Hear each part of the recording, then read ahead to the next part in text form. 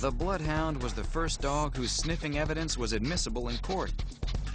In fact, this nose is so powerful, it dragged a Bloodhound 135 miles across the state of Kansas, successfully tracking a scent. Anybody that's ever kissed a Bloodhound on the nose knows what a beautiful nose is all about.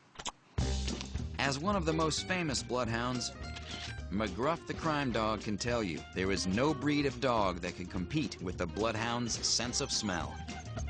The Bloodhounds are unrivaled in their sense of smell. They can smell a trail over 300 hours old.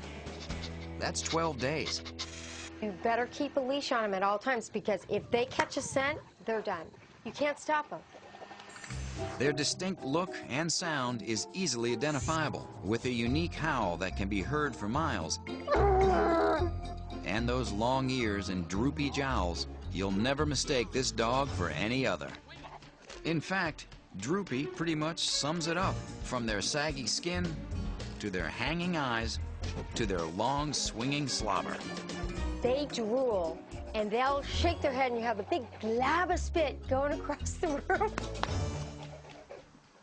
They were originally the dogs of monasteries in Belgium, and were famed for their pure blood. In fact, that's where their name comes from, Bloodhound, meaning hound of true blood.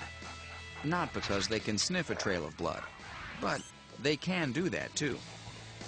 We did such a good job of breeding Bloodhounds to have such a strong ability to scent that it's no surprise that when the dog does pick up a scent, they have a harder time listening or hearing you calling to them.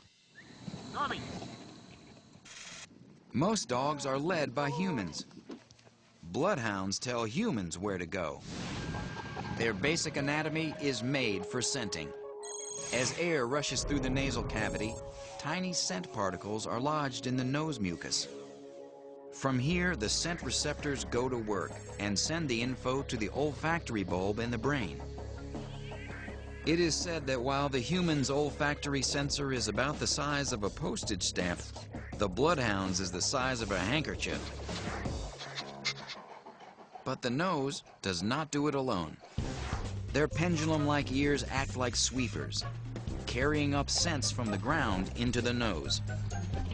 And to assist even further, the various wrinkles on a Bloodhound are so important to its design that they have their own names, from the generous lips that hang below each nostril to the flews, which are a continuation of the lips closer to the ear, all the way down to the dewlap, those funny folds around the neck. Lastly, you cannot ignore those Bloodhound eyes. Incredibly, when the Bloodhound's nose is to the ground, the skin around the eyes falls forward, creating blinders.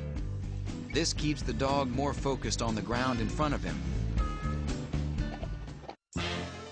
Bloodhounds are just plain cool dogs, there's no doubt about it, but not exactly the perfect apartment dogs.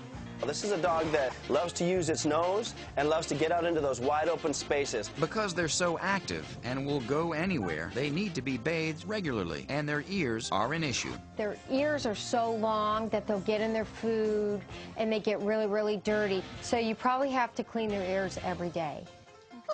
Like most big dogs, they have a propensity to bloat, which may be avoided by using an elevated feeding bowl.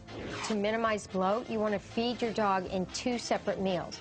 Training with these pups can be a big deal if you want them to be Sherlock Holmes. If you're just looking for a slobbery, happy pet, they're a lovable, snuggly family dog. Just don't leave smaller kids in charge, because the Bloodhound will overpower them without knowing it. Hurry up. I can't hold him for long.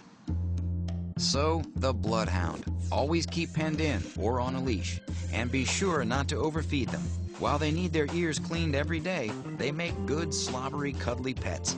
Just be sure to put in the training time, or that family dog will turn into stubborn dog. Bloodhounds obviously know how to work, but they also know how to play. And as long as you give them a mission with their nose, they're happy pets. Where's it at? Where's it at? Love you.